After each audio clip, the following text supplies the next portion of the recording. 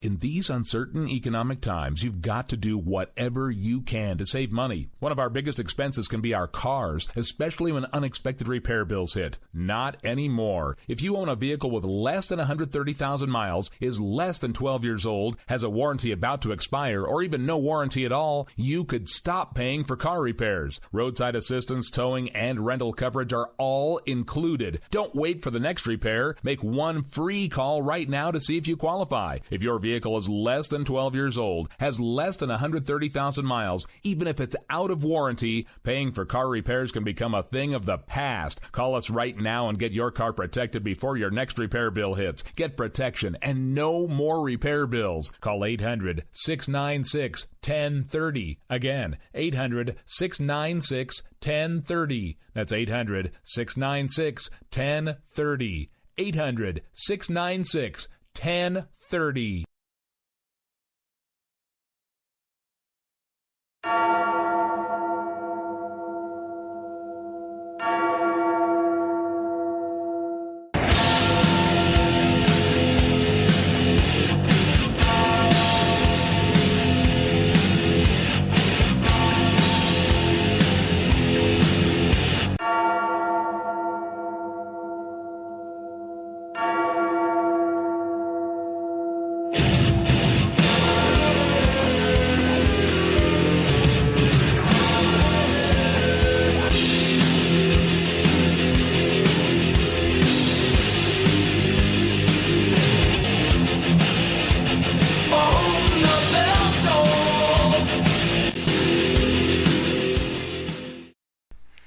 Welcome. We are here, and I have Hammy. We're live from North Georgia. How you doing, Hammy? I'm doing great, Lou. How are you? I know it's a little bit of an awkward open, but pretty much doing good. I got my bud in my ear. Like, are we on the air? Are we doing a show? Are we? I wasn't really sure for a minute there. Yeah, I wasn't really sure for a minute there, but yeah, a little bit of a different open this evening, so I wasn't really sure what to do with that. Hey, I'll get it right next time. Please don't let this keep you from coming back. We're always happy to have you. We have fun. The listeners seem to like it when I have you on the show. I think they like to hear us argue, Hammy. I'm sure. Yeah, you think? I think the thing is that you tweet out stuff ahead of time about how I'm going to be making you sandwiches by the end of the show or some shit. So that's they always go, okay, let's go watch that. Yeah, exactly. Let's listen, because Lou's going to tell Hammy to make her a sandwich. Yeah, well, I usually ask you to make me a sandwich at least once every show we do, I think. But we've got some really great stuff to talk about, or some really actually not so great. But the last segment's going to be pretty funny, I think. And I'm going to take half of it, and you're going to take half of it, because one of them I picked and one of them you picked. So let's get started. Why do we want to waste any time? We're going to get the bad stuff out of the way to begin with.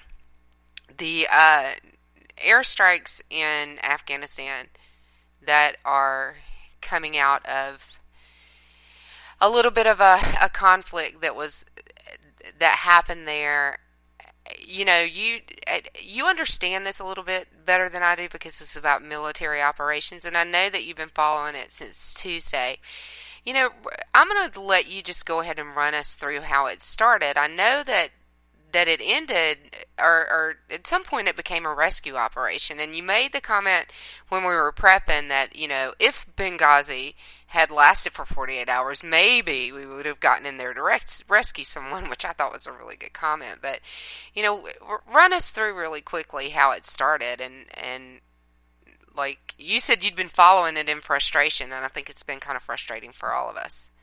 Well, I'll say this again. As far as the Benghazi business goes, I mean, yeah, it's quite possible that after 48 hours, you know, we might have actually sent somebody in there to rescue them, but only if the news had picked up the story and run with it, and then in embarrassment, you know, Hillary might have actually authorized, or the president might have actually authorized somebody to go in there and do something. So there's no telling that it would have actually occurred after 48 hours, just that the news reports picked it up. So, yeah, I think there's some frustration around this story in that We typically do hear about the occasional things that still happen over there in the war that ended, a couple of years ago, apparently, but somehow or another we still have forces that are doing something, but it's not a war and it's not combat. And yesterday the White House press secretary was doing everything he could, saying every word that didn't start with C in order to describe, what was happening over there right now. But yeah, we have special forces that are still in there. They're still doing things. They're still working with the Afghan army. And in this case, they were going in and trying to take out the Taliban. And I heard somebody on Fox say something about this earlier today. Remember, the Taliban's still our enemy. To the degree that you can look at what's happening in Iraq right now and say that there's a complete and total failure of everything that we did stand up and everything that we fought for, in as much as ISIS has come in Afghanistan, actually the situation is somewhat worse, from a military standpoint, in terms of did you complete the mission, because we're still fighting the freaking Taliban. Mm-hmm. Okay, these are the same guys. They haven't changed any, and yet we're still fighting them. At least in Iraq, we're not fighting, Saddam Hussein anymore, right? We killed him. Yeah. And we're talking about we're talking about a terrorist and Islamist terrorist organization that's been around for 25 years and has moved from country to country, and they're like a cancer. They're the hardest thing evidently for us to root out. Part of the problem has been, administration to administration, but we've been bombing and fighting these guys since the Clinton administration. Sure. So, and prior to that, it was the Russians who are probably sitting there right now going, yes, we're not helping. So we had some special forces that were in there working with the Afghan army down in southern Afghanistan to work against fight against the Taliban that were there. We had one of our guys got killed, and I think they had another couple that were wounded. They sent a couple of helicopters in to pick these guys up to bring out the sea servicemen and also the two guys that were wounded. One of the helicopters hit a wall, I guess, with his blades. He was just too close to the building. Probably landing under fire, and apparently they were. The other helicopter was waved off because they were under fire, but the guy's rotor blades hit a wall, and then the helicopter came down, and they couldn't use it. I don't think anybody. I'm not sure if anybody was injured on that or not, but nobody was killed when the helicopter came. It was close to the ground. At any rate, we finally they had a bunch of airstrikes. I think they had like 12 on Tuesday. They had 9 yesterday or something like that.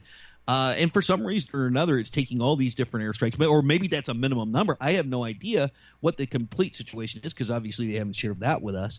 But it's taking these extra airstrikes to go in, and then finally today they're in there with an AC-130 gunship, Puff the Magic Dragon, for those of you that remember it back, how we used to refer to it back in the old days. And by the way, I wasn't around in the old days. I just remember that. Well, Dr. A is listening, and you and him and maybe a couple other listeners are probably the only ones that actually know that plane is referred to as Puff the Magic Dragon.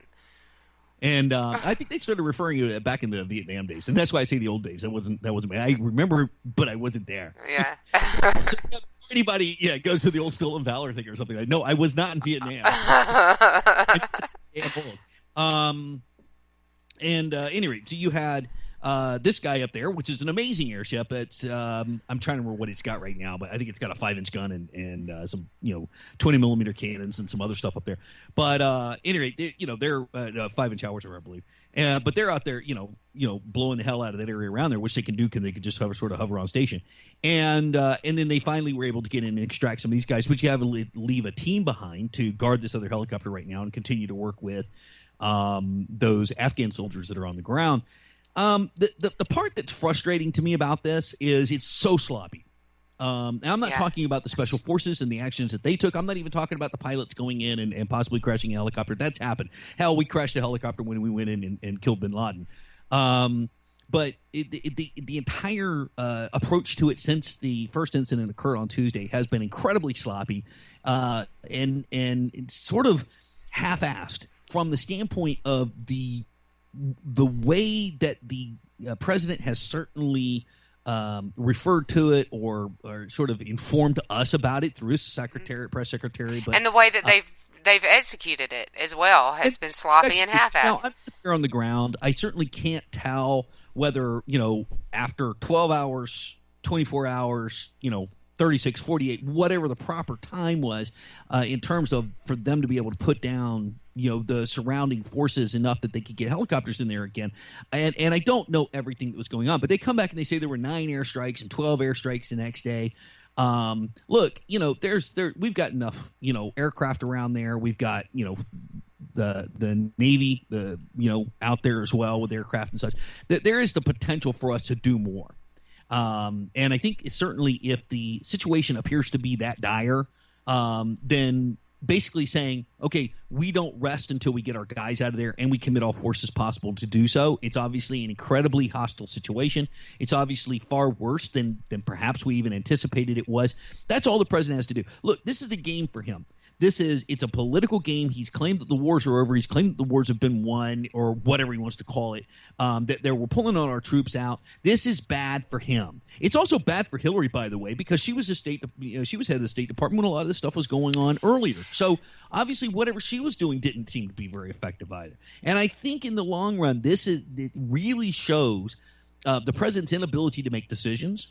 To have the right people making decisions, the right people to communicating to Americans what's going on, and I don't just mean decisions within that 48-hour time frame. I mean decisions on what's going on the ground there in the first place. Absolutely, the entire war. It's illustrative of the way where he has taken this war or these two wars or whatever. I see it as one war. It's one big war on Islamic terrorism, but it's illustrative of how he approaches the entire operation, the entire theater of war, all the theaters of war, and all of the threats to our security at home and abroad. It is also, and you encapsulated in your explanation this a little bit, and I want to drive it home. This is what drives me crazy about it, Hammy. He, instead of caring about, and he says, I don't want to put, we don't want to put American lives at risk. Really? Because that seems to be the last thing that you care about. He cares about politics. He cares about who's in the White House next. He cares about how he looks, whether he's embarrassed. He cares about his legacy, but he doesn't care about those boys on the ground that need help. Yeah, I'm sorry. Absolutely right. I mean, yeah. Look, everything. How did somebody say it the other day? It's as if the president and his advisors have written a script for a year from now, a little over a year from now, right? On January 20th of next year. They've written a script for what the world is supposed to be in their minds at that time, which will be his permanent legacy, how he's left it then. And they are trying to build that script today. They're trying to enforce it today. And this is deviating from that because it's showing and shedding light on the failures, the continuing failures that we all know have happened and continuing to go on. And they deviate from that script. So absolutely. Yeah, and it drives me crazy. It's just like, and we've talked about this before, and I've talked about it with Dr. Arrington. He puts our pilots in planes and puts them in harm's way, and they don't drop bombs. That shows me that you care more about how you look than you do about our military that you're putting in harm's way. So it's not that you don't want to send them to war. It's not that you care about putting them in harm's way, because you'll certainly do that, and then you won't let them do their job. And it drives them. Tell us how crazy that drives airmen and soldiers and naval aviators that have been trained to do that. Well, I think I've tried to explain this to people before, and if you haven't been in the military, you haven't had family in the military, which most people have some association with the military in some way, shape, or form. Dad, brother, sister, cousin, whatever. Mm-hmm. But there is something to being in the military and how you view the president. He is your commander in chief. It's to a lot of people we use that word and we almost use it kind of like, oh yeah, and he's commander in chief. It's just another term. In the military, it's real. This is the man who has his finger on the button. He can at a drop of a hat, especially with it's not the War Powers Act anymore, but he can still basically say, I'm committing troops to go in and do X, and I can tell Congress at some point later in time. So that's the authority he has. That's the power that he has. That's what you live under. And so how you view this man is, does he have my best interest at heart, the best interest of America? Is he committed to a plan which is 100% success in any mission that we undertake? Is he committed to the resources that it's going to take to accomplish those goals? And is he going to make sure that he has the full backing of the military, of the Pentagon, of Congress, when he goes in and actually commits us to whatever it is he's going to have us do? So when you see a president who you don't think does those things, is not committed to success, is not committed to victory, is not committed to ensuring that the adequate resources are available to complete the mission, then no, you look at that as a failure, and there's a degree of fear that goes along with that, and a realistic and logical fear that goes along with that. Yeah, I can understand that definitely, and the people that I've known, the people in my family and my friends that have been in the military, when they know that there's a job that they need to do, certainly when someone deploys them to do it, they want nothing more than to do that job and come home to their families. They want to do it and get it done and come home. Is that right? Oh, yeah, absolutely. Well, yeah, I mean, and they want to win. You go, sure. You want to come home, absolutely. Yeah. But again, it's not so much. You have to believe because you're only one dot. All the way down the line, every person that does any job, and I don't care if you're even the captain of a carrier, or you're flying a jet, or you're a guy on the ground with a gun. Everybody's a dot in the end of it, right? You're all a mass of people that someone's coordinating all the efforts and everything else together. You hope they're doing it right. You hope that the president's committed to victory. You hope that he's committed to that he doesn't have a political agenda behind it, trying to possibly lessen the impact that this is going to have on some long range book that he's going to write about how wonderful he was. Right? That's what we did in Vietnam, by the way. We played at war a little bit. Mm-hmm. We slowly built up, troops and stuff, but we never committed to victory. You have a president who's not committed to victory, and that has a huge morale impact. And it's a great analogy because it was the war became much more political than it was military. Oh, yeah, absolutely. Absolutely. And so that's a great analogy right there. So bottom line is we still have men in the Helmand province that are under fire or under threat of fire that are waiting to be basically evacuated from that area. Yeah, I mean, I don't know if they're all going to be. I think there are some people that are now that are like guarding this helicopter. They'll probably get them and get the helicopter out there at some point when they can. There are guys that are going to remain embedded with the Afghan forces. What those guys are doing next, who knows? But we're until that mission ends, we're going to have them there. And the fact of the matter is that it's probably going to require more people. Yeah, and it's another half-ass effort, like you said. And it's either get them out or fight a war. So get them out and let the Afghans fend for themselves, or let them fight the war that they're there to fight, one or the other. And if you don't want to fight the war, then get our boys out of there. Is that wrong? Oh, no, it's absolutely correct. So it's a two-sided sword, for this president who wants to be able to say, I've ended the wars and I've gotten our troops out of there. But at the exact same time, he realizes that if he pulls them out completely right now, then the country falls, and America immediately turns, or all the Americans immediately turn around and go, look what you did. You announced that we were all pulling out of there, and the country completely fell as soon as we did. He realizes that we do need, or at least he's got some of the Pentagon who's saying we do need to try and stave off this insurgency, or whatever you want to call it. It's not even an insurgency, by these Taliban that apparently we didn't kill the last time we were there. So yeah, exactly. And that's great, but that's away from his standpoint, right? Because that's how Democrats think. That's how liberals think, right? Yeah. It's a minimalist approach. Boy, isn't that Democrat right off the bat? A very minimalist approach to accomplish the least amount required to be able to not succeed, but to be able to tell the world that you succeeded under some strange arcane definition of success. Exactly. It's like the lowest common denominator of victory. So meanwhile, So we have to move on, unfortunately, and this is a topic that I could probably talk about for the entire show, but I promised you that we wouldn't. Meanwhile, Putin has his hackers bringing down power grids in the Ukraine. So is that not a dichotomy? Talk about doing whatever it takes to win. Putin's going to win at whatever he does.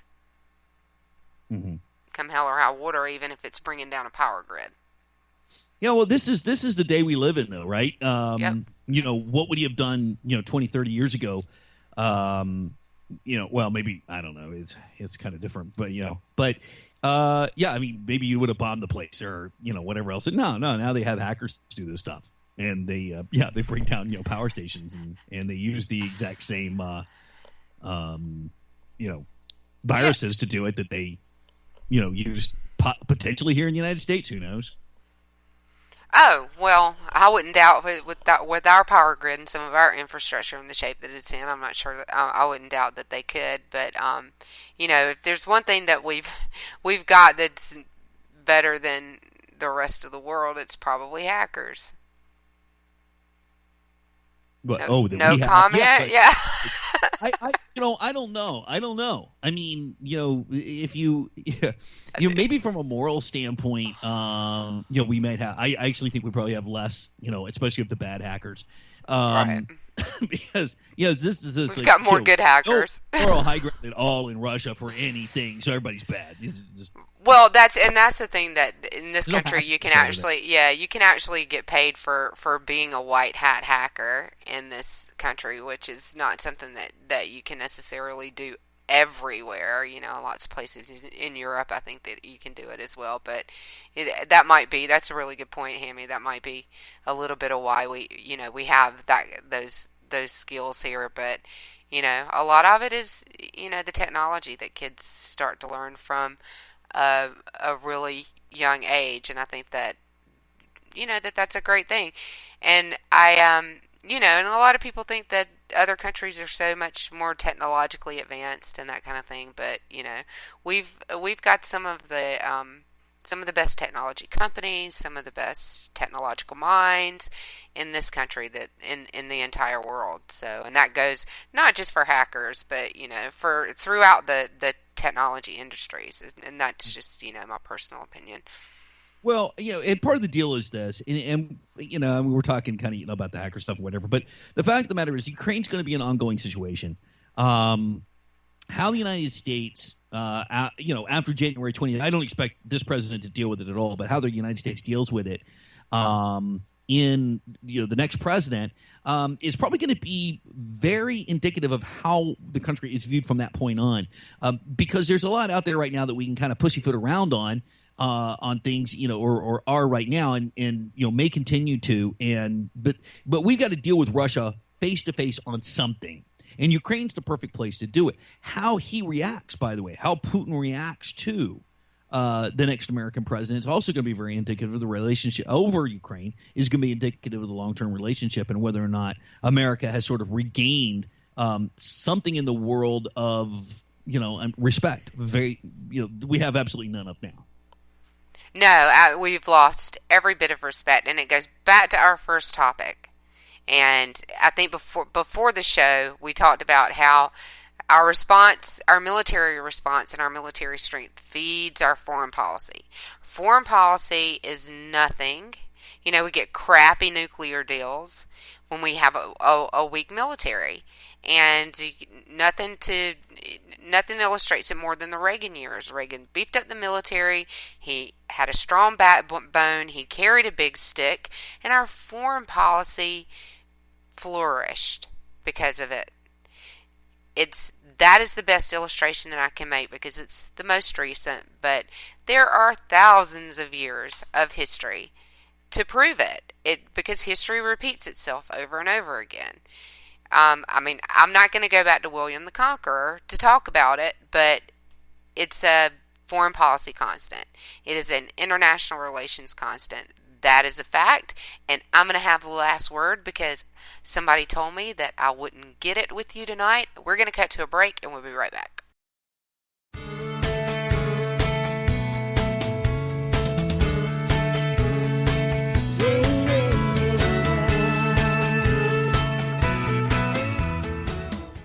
K98Talk.com, a leader in Internet radio.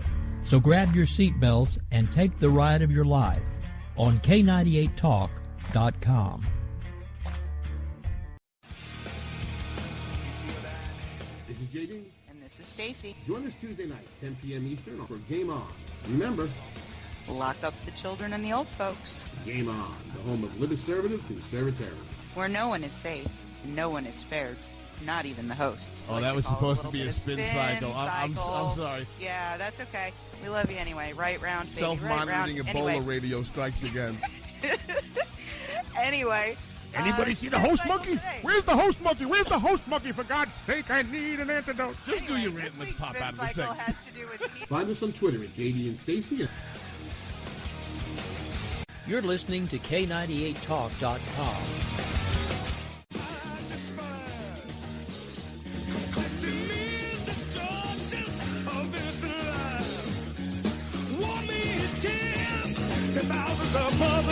The internet will never be the same.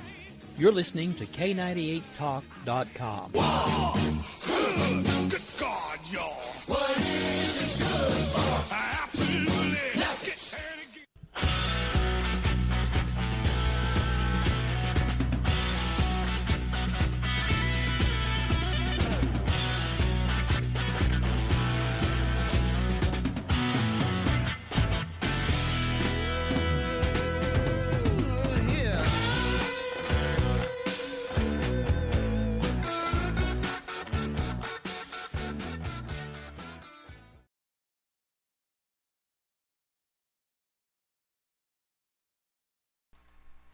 And we are back. Hammy, you have a topic that you picked for this evening. Well, actually, before I get into that, I just want everyone to know that if you listen to JD doing that commercial, and he says "Game On," I heard "Gay Mom." What? I heard. Did gay you just mom. say that on the air? Yes. So I don't know. Maybe it's just me. That's what I heard. Okay, JD, if you're listening, listen to that audio a little bit closer because Hammy thinks you're saying "gay mom." Not that there's anything wrong with that. JD, listen to it here, folks, on K90. It's a great show. It's on Tuesday nights. It's fantastic. It's fantastic. All right. Not that there's anything wrong with that. So you wanted to talk about Oregon. Oregon. I actually held off talking about this. Fact is, over there on Altcon Radio, yes, where I am actually broadcasting live from the studios of Altcon Radio, high above Casa de Hammy. The red wine show that was going to take place last night, and they decided not to do it this week. I don't know. I think Di had something to do. And I had said at the time, when we were first talking about this on Monday, I said, well, I don't know that I'm necessarily ready to talk about what's going on out in Oregon. Right then, I think this was on Monday. I wasn't quite ready. But as I kind of have watched this situation take place, first of all, has anybody even seen a tweet about it in the last day, like today? Other than from the Aaron Bundy, the fake Aaron Bundy account, which is not real, by the way. Anybody who's listening that doesn't know that that's not really Aaron Bundy on Twitter, it's not.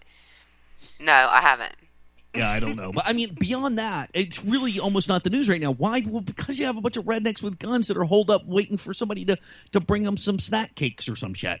Really, it's not even what they. We don't know how many people are out there, but they had said initially 100, 150. I think there's 12 to 15 or something, maybe. Who knows? I don't know. Yeah. But one of the things that really kind of got me looking into this a lot more was when other militia groups, well-known militia groups, in fact, some militia groups that were actually out there in support of Bundy, at the Bundy Ranch in the first place, including Stuart Rhodes from Oath Keepers, have basically come out against these guys, and they have some very good reasons for being against them. I have some of my own as well.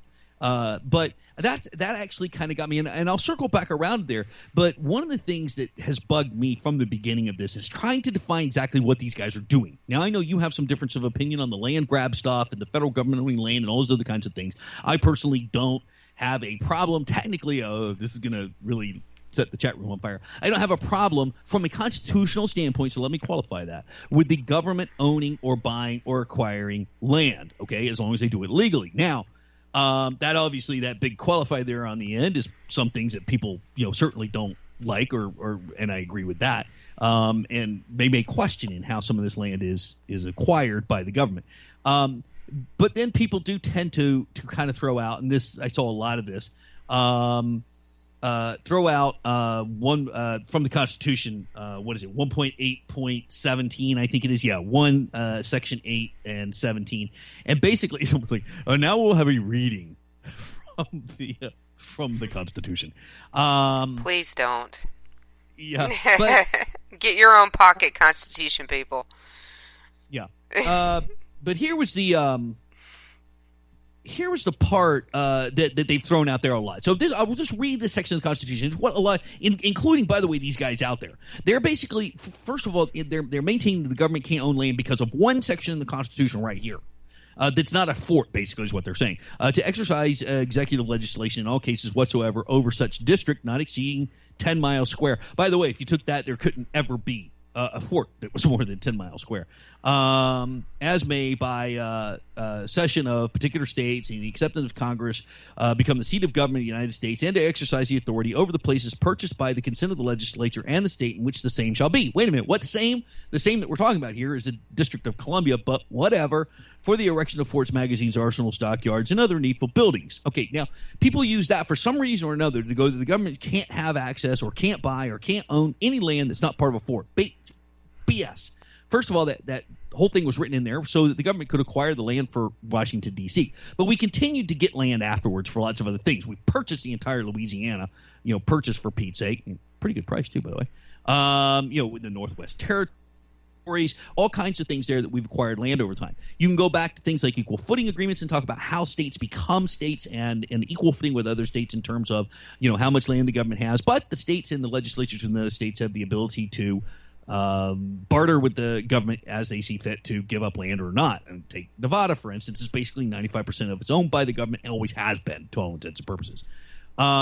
So you do have precedent. And look, if it was that easy, somebody would have sued a heck of a long time ago for the Supreme Court to go, no, the government can't own land. Obviously, the government does own land in places. So for these guys to, first of all, try and use that to sort of bolster their case, it sounds really good and it gets people fired up. But when you go back and you start looking, and I only touched on that because while that's not even defensible to me, and I know you have a difference of opinion there, but while that's not even a defensible reason, when it comes right down to it, that's not even why they're there. They're supposedly there to support this guy who got, is going to jail now. But his family doesn't even want the support. And that, people go, oh, that's because they're trying to work a deal with the government. Well, whatever. Most of the ranchers around there and the people that live in the town don't want him. The sheriff doesn't want him there, obviously.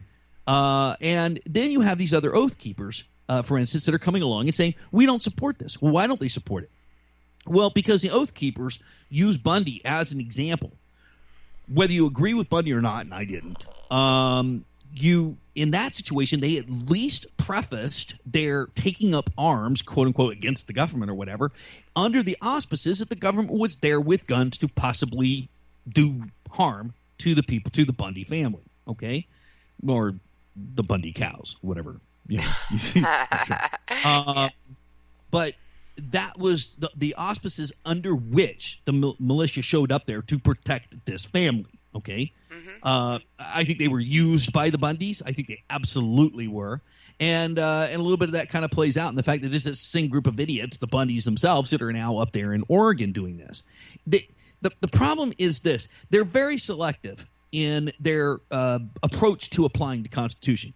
And one of the things that I would do is say, well, maybe you should go back into that exact same section that you're standing there quoting right now and look at some of the other things that Congress has the power to do. For instance, just up a couple of sections there is what's called the Militia Clause.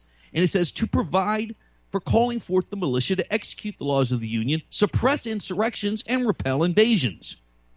Now, standing there on government land, having taken over a building, hanging around with your AR-15s and your cocoa, is, as far as I'm concerned, armed insurrection. And if you want to sit there and you kind of play out the founding fathers and the guys that, were willing to take up arms against England, the first thing you got to do is recognize how they did it. And it wasn't 15 guys standing around with their guns refusing to, give up a freaking empty hut in the woods. Okay, they had a Congress that was elected. They had groups of men who were elected by their states. They had over 50% of the country supporting them when they actually ended up going to war with England.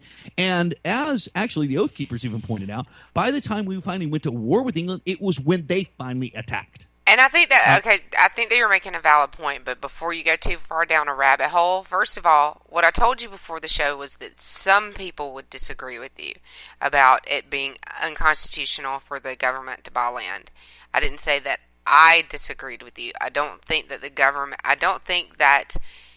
the Constitution really addresses that. I think that when the federal government buys land from the states, that they should be careful about it, they should be guarded about it, they should be measured about it, but that is not the way that our federal government has gone about taking or buying or getting land from the states, and it's not the way that they've gone about keeping it.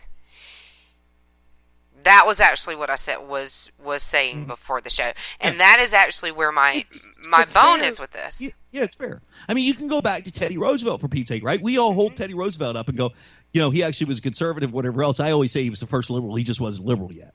But there was this idea of, setting aside these pieces of land to use for national parks and all this other kind of stuff, right? And everybody was all happy, and that was the people's land. And right? I don't even have a problem with that. It's the grazing lands and the deals by people like Harry Reid and those kind of things, and the grazing rights. So we're gonna sell these citizens grazing rights for federal lands that, we might have been a little bit sleazy about getting in the first place. Well, I don't know. I mean, you got to be careful when you say that, because you got to figure out how they got that land. Right, I might have, and some situations where the state has simply gone, hey, federal government, you want to run it? Cool. We really don't care. There are those situations. Desert or something. There are those situations. As far as grazing rates go, basically once the federal government says, this piece of land down here is open to grazing, then they set a fee which is based nationally. I can't remember what it is, but it's cheaper than any other private fees for that. I'm not saying that the government owning or running it is the right thing to do. I'm just saying it's legal. Now, they have to acquire the land legally. Once they have it. Okay? If you want to get into a battle of whether they've acquired it legally, that's something different. That's not even up for topic right now as to whether or not they have that land up there legally. There is, and this is, by the way, if these guys really wanted to battle something, they could probably go back and saying that they're actually battling BLM over how they, possibly, made life so much hell for people that while they acquired the land legally, these guys finally just gave up and left. There's places to talk about that, but the fact of the matter is these guys are up there just trying to pick a fight.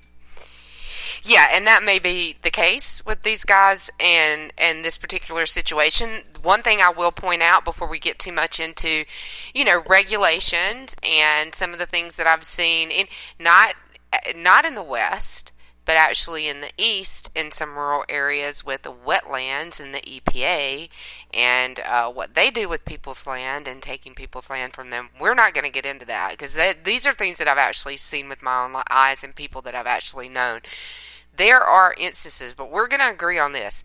There are instances where the federal government uses regulation to maybe legally, but not necessarily ethically, and it probably shouldn't be legal for them to take people's land. And they do it through regulation. They don't do it through laws, and they may or may not be constitutional. But for me, I think that when agencies use regulation to do things like that, the constitutionality of it is in question. Now, have the courts ruled that it's unconstitutional? No. Most of the time they side with the federal government. So where are we as the American people? Screwed as usual.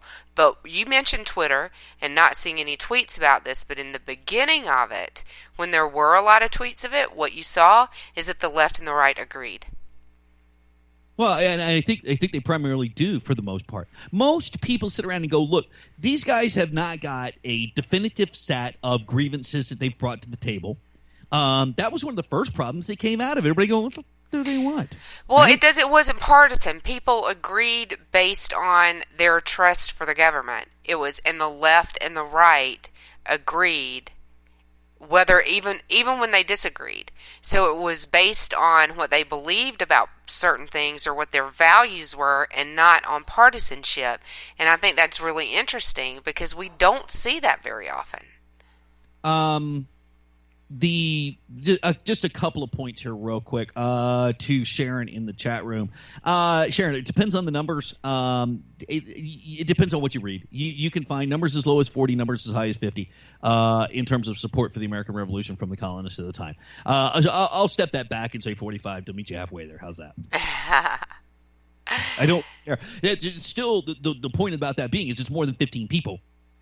Yes, and that's a really great point. It's a majority, and that's what our republic is built on, is majority rule. So I think that is really a very important point. However, I think that we've seen that a lot of the time what the government does, there's not a majority support for it.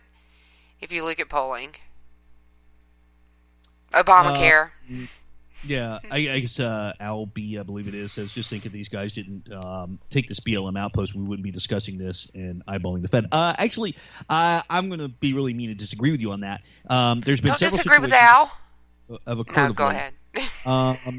Including there's a mine. This also took place in Oregon. This was last year, where you've got guys that are kind of hung out, and they're claiming that they're mining rights based on something from, I don't know, the 1890s or some crap like that. I don't remember. And that they own this mine regardless of the fact that the land was sold multiple times and things like that. You obviously had the Bundy Ranch thing. You've got the situation here, which has actually been going on for a while and it's been discussed. I think it has been discussed. And this may bring some more light to it, and that may be the only positive that may come out of it. That's a good one. However, there could be a very negative side to it as well, and that is that we have other things going on right now, other fights that we're fighting right now for which this could have a negative impact. Not the least of which is this feeding ammunition, no pun intended, to the gun, anti-gun lobby.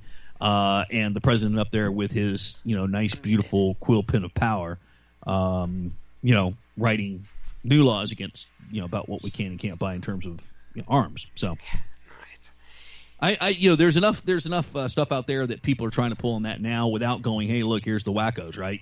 They're also right, exactly. And I don't think that it really does the argument. Again, it keeps us from getting to the important issues that we've been talking about, is should the government be doing that? How should they be doing it? And, what are those sleazy practices that we really want to get rid of? Because we've seen plenty of it. And I know I can't get specific because you've already told me that you're going to challenge me on it if I do. And I didn't come loaded for bear on that because... Yeah, that's fair. What was the thing that took place in upper state New York just a couple of years ago with the lady that had her house and the government wanted to tear it down and they eventually won this thing so they could build a freaking shopping center?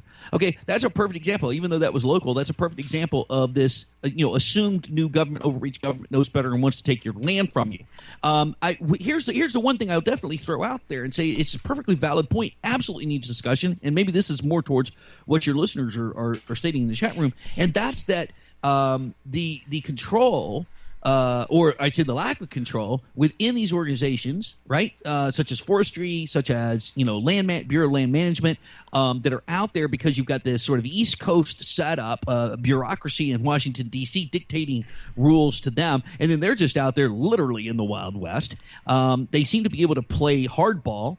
And not in a fair way. Look, there's been this consistent thing throughout our history that says the lawyers for the government should not be able to use the resources of the government to provide a much stronger case than an average citizen would be able to do. In other words, you shouldn't be able to say, because I've got the backing of the government and billions of dollars or whatever that I can throw at anything, that I can win every possible case out there. However, that seems to actually be going on significantly and of late to a greater degree than we've seen in the past. So that's a very clear thing to discuss. It's a very clear thing to bring light to and demand changes to. But the first way that's going to change is get this idiot out of the White House and get somebody in that might actually give a rat's butt. Absolutely, I agree with you there. But that's the argument. That's the discussion that we never get to because of stuff like this. And that's what bothers me about when these things happen, and that's where I'll agree with you. And you know what? I just got the last word again because we're going back into a break and we're going to come back and talk about Facebook. Be right back.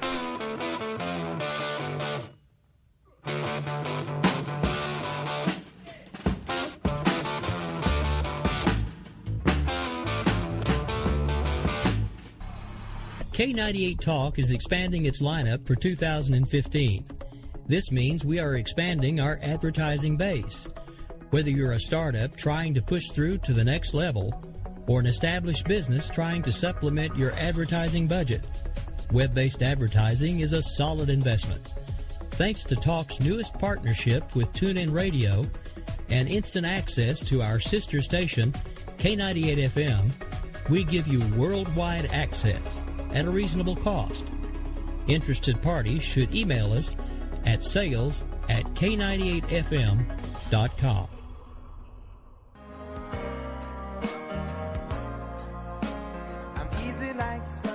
Wondering why you're up early with us on a Sunday morning making a cocktail?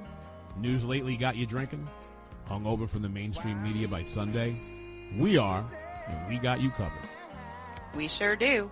We got your hangover cure for those weekly news blues. So sit back, top off your mimosa, and add some Baileys to that coffee.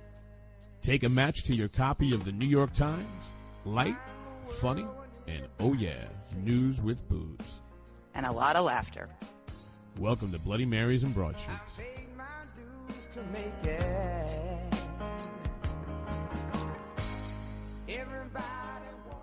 Abolish the IRS. Take all 125,000 IRS agents and put them on our southern border. That's us, that's right. Gotta love this American ride. Both ends of the ozone burning. Funny how the world keeps turning. Look, Ma, no hands. I love this American ride. Gotta love this American ride. And we think we're back. Hammy, I think we're back, even though I can't hear us on air anymore. I'm hoping. Yeah, let me know if you can't hear us or let me know if you can hear me in the chat room. I guess if you can't hear me asking you to let us know. So we've got 2 Facebook segments. I'm going to do one, and Hammy's going to do the other. And this is a really awesome thing. The ATF talked about government regulations. The president announced a gun control regulatory update, and the ATF posted the updates to their Facebook page, and they picked up a little bit of trolling. Well, they got a lot of comments. So the comments on this were so hilarious that we have got to read them on air. And so here we go. Let's just go ahead and start and read some, because I still can't hear us broadcasting. So here is a great one of the comments that I really love. So gang members, and let's talk about the regulations a little bit first.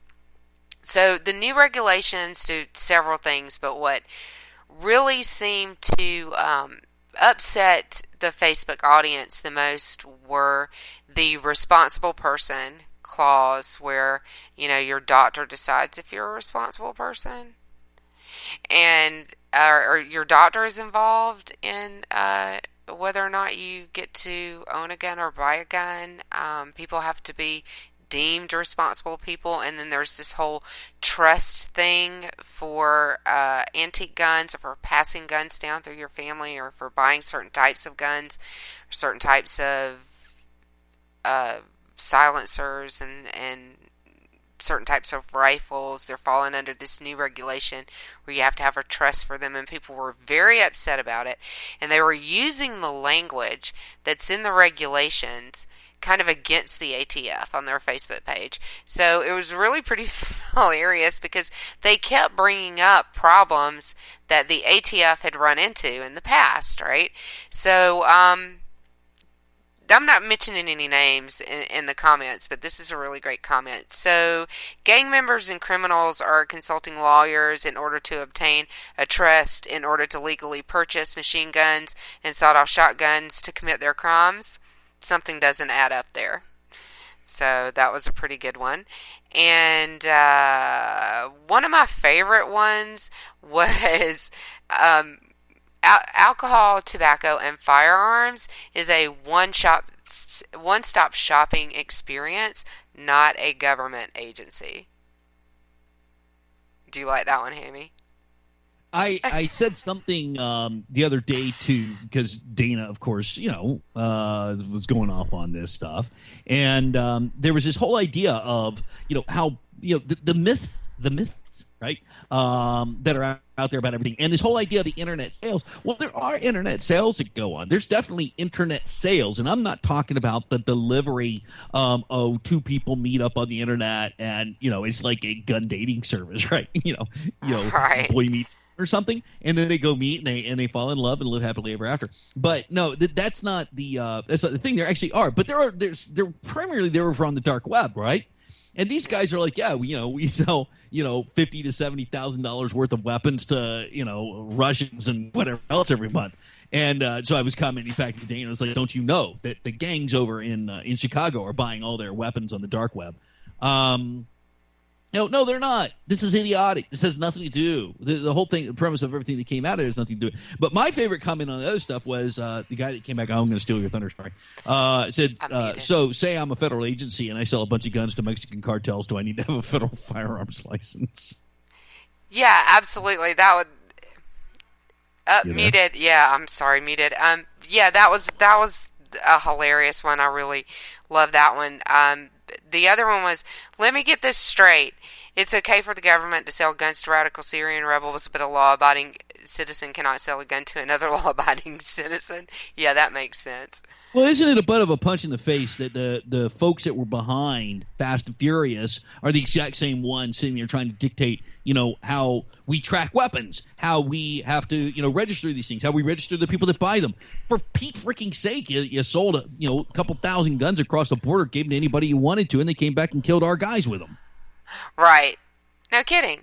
No kidding. And actually, one of the things that was a little bit disturbing that I captured, and I'm not going to read, but if you guys want to go look at it, you certainly can, is that Brian Terry's brother actually commented on these as well.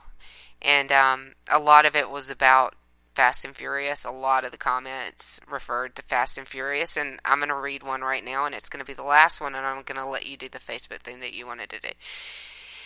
So this is the best of the best right here. So let's say it's somewhere in the Texas desert, sparsely populated, and I had a lot of weapons, a combination of semi-autos and full automatics, and I had the opportunity to sell them all for cash to a guy. Let's call him Carlos. Let's just say Carlos is a savvy businessman with no identification but a lot of cash. Is it okay for me to do that, or do I need to be employed by the ATF? So let's just say that the deal went through, and it just so happens that my suspicions about Carlos were correct, and the guns I sold were used to murder 300 Mexican nationals and 2 American Border Patrol agents. Could I get in trouble for that, or would I have to be employed by the ATF, in which case I would be promoted? Or just quietly move to another agency. Or quietly move to another agency. I think that was my favorite one because of all of the many posts about that. He did the best job of articulating it. Yeah, I mean, seriously, the president getting up there after all this and never really having answered for Fast and Furious in the first place and trying to to promote all this, traceability, registration of weapons, limiting weapons, and all this other stuff, it's kind of like the preacher who's doing the church secretary, preaching on a constant basis to the audience, about how, they should not have sex. This is really what we're dealing with. It's the ludicrousy of this particular administration. Yeah, I think that's a really good point. They never answered for Fast and Furious. They've never answered for, whether or not they were running guns in Libya when Benghazi happened. They've never answered for a lot of, they've never really answered for ISIS taking over, all of the arms and material that they took over and that we just let them have, basically. They haven't answered for a lot of things, but they're going to turn around and increase gun control in this country and set new regulations and make it harder for law-abiding citizens to get guns, because we all know that criminals follow gun regulations. Right? Well, damn it, there is one part of this that I feel good about. I can tell you that I'm happy that Whoopi Goldberg's going to sleep better knowing that, damn it, you can't just go out and buy a fully automatic weapon anymore. Thank you, Mr. President, as of Monday. The blithering idiot. Did you see that? Did you see that section, the whole thing on The View? And she was actually they actually had Rand Paul on there. And they were doing an interview with him. And Whoopi goes, who really needs to have an automatic weapon, a fully automatic weapon? And Rand Paul's like, you could almost see him, right? Like the little Brillo head started getting, the little curls started getting tighter, and you can see steam coming out of his ears. And he literally is, you could see this, and he's really restraining himself and going, I'm running for president, I'm running for president, I'm running for president. And he's like, well, in all honesty, you can't, Whoopi, you can't buy a fully automatic weapon, I just knew he wanted to jump across the desk and go, you stupid bitch, it's just, no. Only the government can sell you a fully automatic weapon, but they won't unless you're a Mexican drug cartel. Absolutely. And I should put that on the ATF's Facebook page. Now, you had something that Facebook related that you wanted to talk about. Yeah, this is totally like Jody is probably going to be upset at me for winning this, but then we don't have a crossover audience, I don't think, except for you, right? You could say I already know this story. No, I just thought this was funny, and there was this. It was kind of like, this is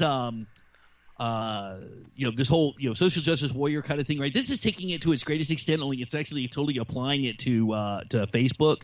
And this guy, the worst person in the world right now to me, Tim Urban, who wrote this article called 7 Ways to Be Insufferable on Facebook. I now am using this article I am using now as my pattern for how to be on Facebook from this point on. Okay, I'm just telling you, because this is, and I'm going to track Tim Urban down. I'm going to friend him, and then I'm going to tag him into every single post that I put out there from now on. Because this guy, he's got he's trying to psychologically breaking down everything, every post that anybody puts on Facebook, and exactly why they put them out there in the first place.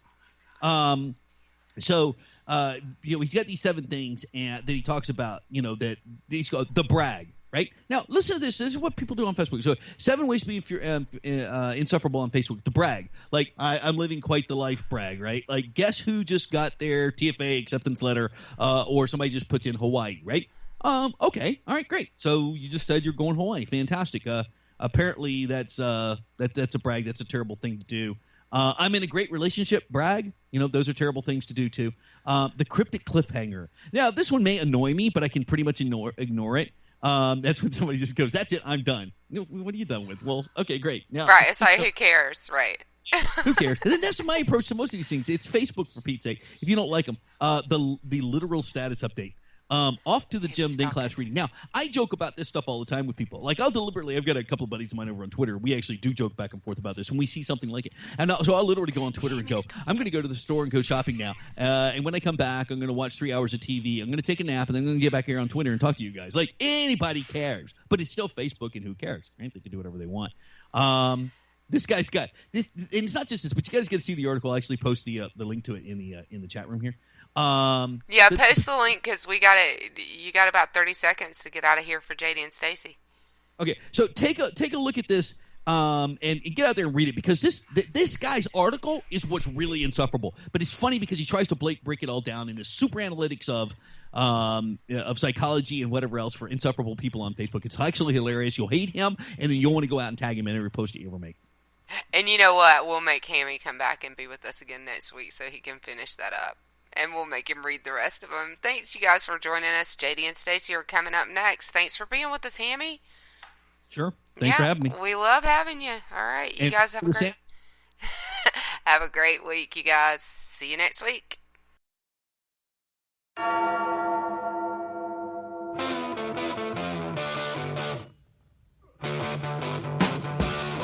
Heater broke down last month. It was a nightmare. It took 5 hours for the plumber to show up, and he charged us a couple of $100 just to come out. And then it cost another $1,800 to put in the new water heater. By the time it was all said and done, I felt like I'd been taken. But what else could I do? The smartest thing you can do is get a home warranty from American Residential Warranty. Their home warranties pay to repair or replace all your major appliances when they break, and they will break, and at the worst possible time. Call American Residential Warranty right now for free information on home warranties starting at just pennies a day. Don't wait for your refrigerator to stop running or your ceiling fans to stop turning. Call American Residential Warranty right now. Ask how you can save up to 50% on washer and dryer coverage. Just call 1-800-513-6154. That's 1-800-513-6154. Again, 1-800-513-6154. Call now.